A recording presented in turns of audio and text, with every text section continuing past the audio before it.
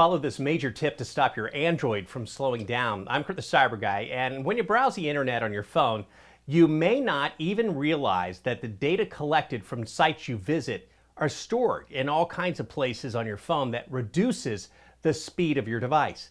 Well, first, you're going to want to clear the browsing data collected in Google Chrome. So here's what you do. Open the Chrome app and tap these three dots. Then tap Settings. Tap Privacy and Security.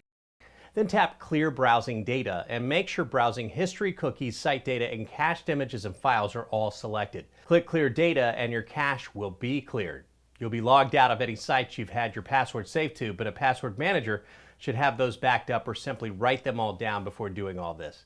Next, clear the cache from any apps on your phone by going to Settings,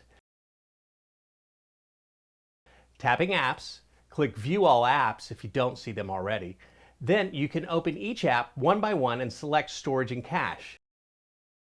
There you can select Clear Cache, and that extra memory being used up will be free. For more Android tips, head to cyberguy.com and search Android. And while you're there, sign up for my newsletter.